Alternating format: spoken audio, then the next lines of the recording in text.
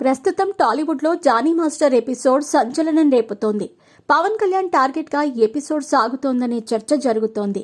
లైంగిక వేధింపుల ఘటనలో జానీ మాస్టర్ చుట్టూ ఉచ్చు బిగుస్తోంది.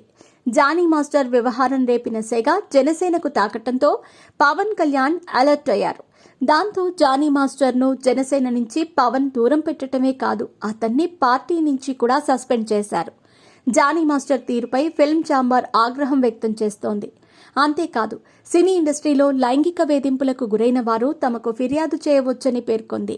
దీనితో పాటు లైంగిక వేధింపులపై ఫిర్యాదు చేసిన వారి వివరాలు గోప్యంగా ఉంచుతామని కూడా చెబుతున్నారు.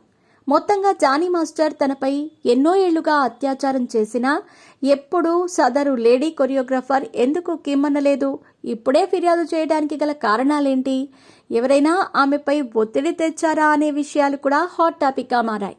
మొత్తంగా జానీ మాస్టర్ వ్యవహారంతో లైంగిక వేధింపుల వ్యవహారం మరోసారి తెరపైకి వచ్చింది. లైంగిక వేధింపులనేవి ఇప్పుడు మలయాళ సినీ ఇండస్ట్రీని కూడా ఓ కుదుపుతోంది. మొత్తంగా ఇందుగలడు అందులేడనే సందేహం వలదన్నట్టు అన్ని ఇండస్ట్రీల్లోనూ ఈ లైంగిక వేధింపులు ఉన్నాయనేది జాతీయ క్రైమ్ బ్యూరో చెబుతోంది.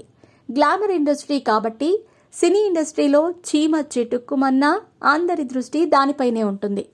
ఓ వైపు ఈ ఎపిసోడ్ రసకందాయంలో ఉండగానే పాత ఫిర్యాదుతో త్రివిక్రమ్ను పూనం కౌర్ టార్గెట్ చేయటం రాజకీయ వర్గాల్లో కాకరేపుతోంది. ఒక రకంగా త్రివిక్రమ్ పేరుతో ఇండైరెక్ట్గా పవన్ కళ్యాణ్ను పూనం కౌర్ టార్గెట్ చేసిందనే కామెంట్స్ కూడా వినబడుతున్నాయి. ఈమె వెనుక వైసీపీ నేతలు ఉన్నారనే టాక్ వినిపిస్తోంది. నిజంగానే పూనం కౌర్ త్రివిక్రమ్ పవన్ కళ్యాణ్లు వేధించారా? ఒకవేళ వేధించి ఉంటే తప్పక శిక్ష అనుభవించాల్సిందే. అయితే ఈమెకు ఛాన్సులు ఇస్తానని చెప్పి తనకు ఏ విధంగా కూడా సినిమాల్లో ప్రమోట్ చేయలేదనేది పూనం కౌర్ వర్గాలు చెబుతున్న మాట. సినీ ఇండస్ట్రీలో టాలెంట్ ఉంటేనే ఛాన్స్లు వస్తాయి.